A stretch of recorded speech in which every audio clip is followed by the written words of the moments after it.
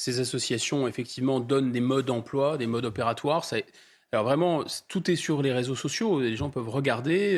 Là, c'est Utopia 56, il y a TD Carmonde, il y en a des dizaines et des dizaines. Et ces associations, elles livrent les modes d'emploi pour bénéficier de ce genre de situations mineurs isolés, ensuite non expulsables, refus d'un certain nombre de collectivités locales de procéder à des tests pour établir de manière claire qu'ils ne sont pas mineurs. Enfin, ça se voit quasiment là à l'œil nu. Voilà. Ensuite, quand on entend ce jeune homme, on a l'impression qu'il est presque prêt à faire un procès contre la France. Il y a eu tromperie sur la marchandise. Il est venu ici pour avoir un super niveau de vie et on ne lui offre pas. Enfin, moi, c'est scandaleux. Là, je me sentirais limite coupable.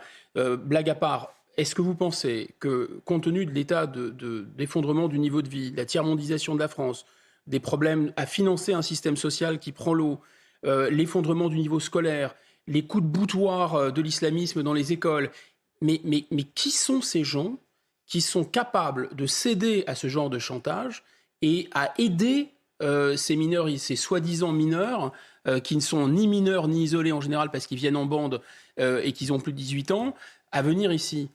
Le préfet l'allemand a expliqué qu'ils étaient responsables de l'essentiel, par exemple, des vols dans Paris intramuros. Enfin, mais qui sont ces gens? C'est quand même étrange. Est-ce qu'il s'agit de benets qui sont dans la totale mièvrerie, qui vivent dans une espèce de monde un peu à la Télétubbies? Peut-être, je ne sais pas. Moi, je crois que c'est plus volontiers qu'il y a quelque chose à questionner là.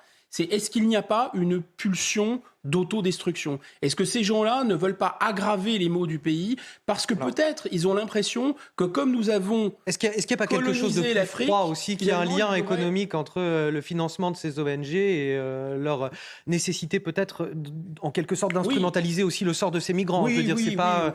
C'est vrai. Est-ce qu'ils ont vocation à vouloir détruire la France? C'est pas sûr, mais il y a peut-être quelque chose de plus froid et de plus économique aussi derrière. En tout cas, ce serait inconscient. Bien sûr qu'ils n'ont pas ce raisonnement-là. J'essaie de me poser la question de savoir comment pouvaient-ils ignorer les conséquences de ce qu'ils font à ce point-là, y compris sur le fait que beaucoup de gens vont tenter des traversées, vont mourir, etc. Enfin, la responsabilité est quand même écrasante. Oui, vous avez raison, de manière extrêmement prosaïque, il y a des professionnels il y a des professionnels de l'humanitaire. Et donc, c'est une raison presque économique, vous avez raison.